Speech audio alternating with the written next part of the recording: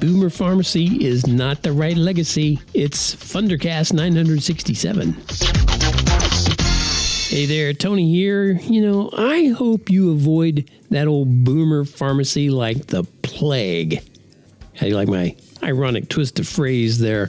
If you're not a boomer, then obviously that reference doesn't apply to you, but no matter, because whatever gen this or gen that you are, I still hope you avoid the pharmacy trap. My guess is you won't.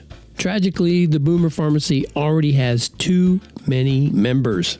And I say it's tragic because most of it could be avoided with some lifestyle changes and choices. Lest you think I exaggerate, check out these comments that I found on social media recently. These are from what other people have said themselves, not me, okay? This is other people.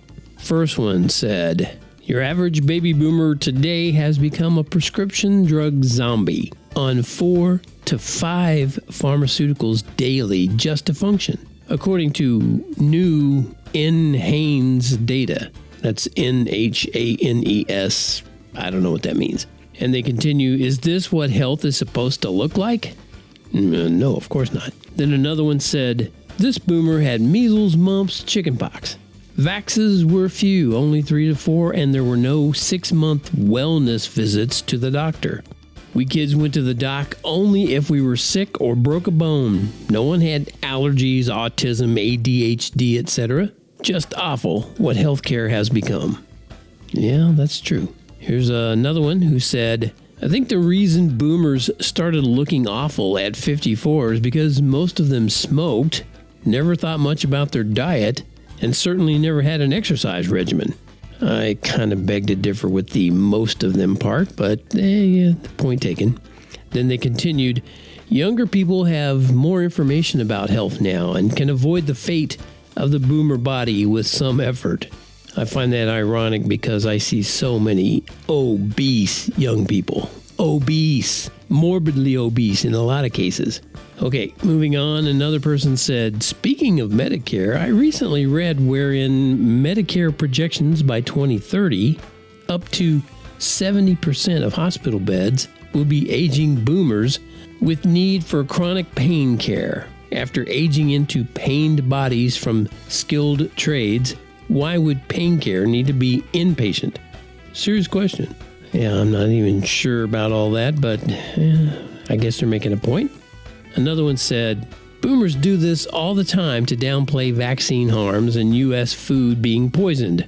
And then they put in these weird parentheses, did thing, whatever the thing was, and I turned out fine. So, chances are they did certain kinds of drugs or vaccines or whatever, and they turned out fine. They continue, meanwhile, they're on a cocktail of pharma drugs and getting rapidly worse each year. Yeah, sadly, that's too true.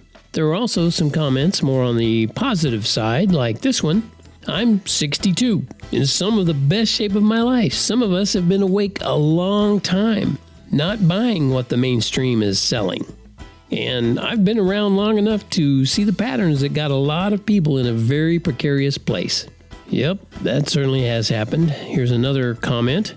I pride myself on being 60 plus years old with no vax, never sick, no alcohol, no sweets, active, no prescriptions, super healthy diet. Most of my friends have all kinds of issues, not me. Well, that's rare in any generation. I'm telling you that no generation has many of those kind of people.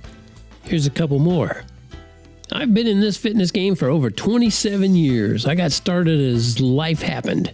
Went from fit to fat. People ask, what's your diet? I don't. I eat real whole foods, and I pay attention to how foods affect my body and adapt. In my 60s, fatty fish and chicken rule.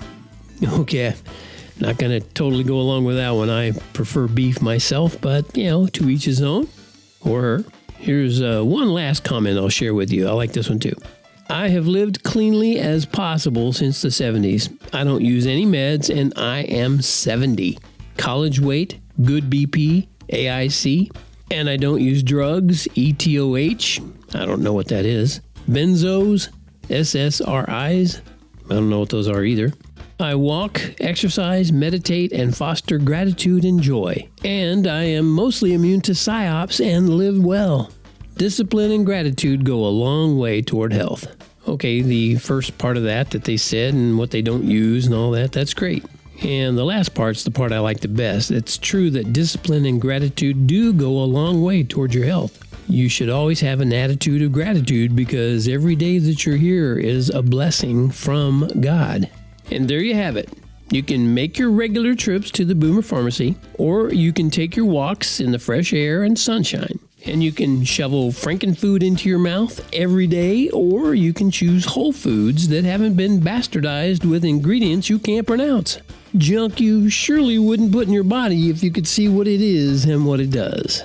Elgeline, my beautiful other half, went through a health coach course a few years ago, and the doctor who presented that course repeated a message of how your health can improve at any age and at any stage. I tend to agree. I also know there are circumstances that can change that around a little bit. But here's the thing. You have to decide where you'll put your money, in the Boomer Pharmacy or in good food and better choices. And the best choice you can make is to trust your maker. Like a young guy named Jeremiah who wrote a prayer that I turned into a song. It was about his experience dealing with cancer, and he actually died of it, but it's a great story, and I wrote this song, Jeremiah's Prayer. I don't deserve your healing, Lord. You deserve my praise. Your great name and your word will lift me up and fill my days. Oh Lord, please give me strength so I can fight this battle well. Courage even Satan will remember down in hell. You're the breath in my lungs. You're the song upon my tongue. You're the source of life no doubters can erase. And through sickness and health, Lord, I consecrate myself. And I just can't wait to see you face to face. No one deserves your healing, Lord. You deserve our praise. Your great name and your word will lift us up and fill our days. If we will look to you for strength and courage to declare the love and truth about you found in Jeremiah's prayer. You're the breath in my lungs. You're the song upon my tongue. You're the source of life no doubters can erase. And through sickness and health, Lord, I consecrate myself. And I just can't wait to see you face to face.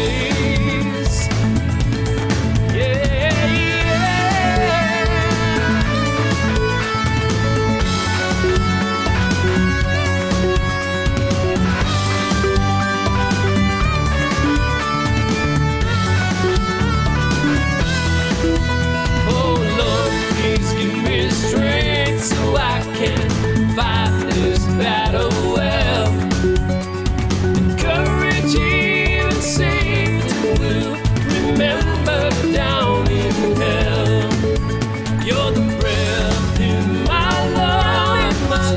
You're the song upon my tongue. You're the source of life no doubters can erase. Sickness and health, Lord, I consecrate myself. And I just can't wait to see you face to face. Yeah, you're the breath in my lungs. You're the song upon my tongue. You're the source of life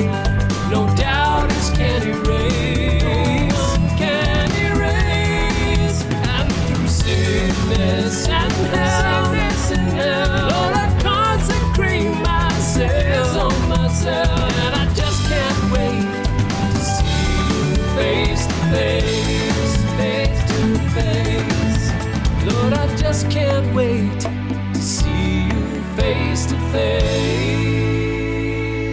And that does it for this episode of the Fundercast. I hope you got something out of it and that you would like to join the growing body of believers who've already signed up for the Funder Flash Journal. When you do that, I'll send you emails, which I call daily flashes of light, so that we can all stay focused on faith, hope, and the power of God's love.